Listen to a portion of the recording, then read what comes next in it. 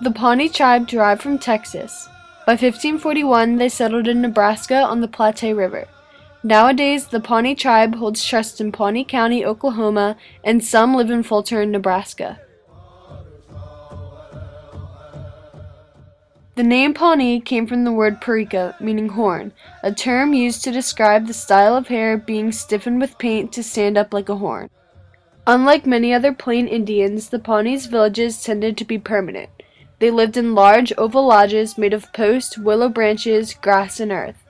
Each lodge held 30 to 35 people, and there were 10 to 15 lodges per village. The Pawnee were agricultural people. They grew mainly maize, beans, pumpkins, and squash. They depended mostly on their crops. Hunting buffalo was a secondary way of getting food. The Pawnee Tribe agreed to the first of many treaties in 1818.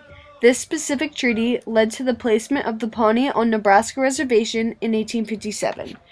Even though the Pawnee was now under government control, they kept to their cultural beliefs and ways of life.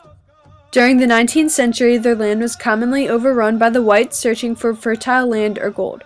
By searching the lands for riches, the whites often scared away the buffalo. The Pawnee would starve without the buffalo, so they would attack the whites' wagons and settlements in order to stay alive. While on the reservation, the Pawnee tried to keep to their ways of life. They hunted and farmed as a community and split the crops they produced between them. The government got involved and tried influencing them to farm and hunt as individuals. The government also tried to get them to send their children to schools where they would be forbidden to speak their language. The Pawnee refused. During the 13th century, the Pawnee left the Great Plains because of the change of climate. They settled near the Mississippi River Delta. In 1300, they returned to the Great Plains and settled in river valleys of Kansas and Nebraska. In 1541, the first encounter with an English man takes place. Francisco de Coronado crosses paths with the Pawnee while looking for treasure. By 1680, horses became a part of the Pawnee life and allowed farther searches for buffalo. During 1833 through 1872, the Pawnee signed 4 different agreements giving their land to the U.S. government. In 1876, the U.S. government forced the Pawnee to move into reservations in Oklahoma.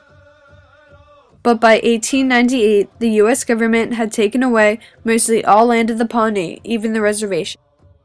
In 1930, the U.S. government tried to right their wrongs by starting the Indian Reorganization Act, giving the Pawnee back their reservation. The Pawnee were involved in the ghost dance movement of the 1800s. It was a spiritual movement involving many Native American tribes that were looking for hope during the difficult times. When crops were bad, they would plant them in accordance to the stars in hope for good return. The Pawnee were also highly affected by the many illness outbreaks in the 1800s. The smallpox epidemic of 1831 cut the Pawnee tribe in half. The outbreak of cholera hit in 1849. The tribe was cut in half again. When measles and tuberculosis struck in 1857, the Pawnee were forced to seek assistance of the United States to keep their tribe alive. The Pawnee keep up with tribal customs and traditions.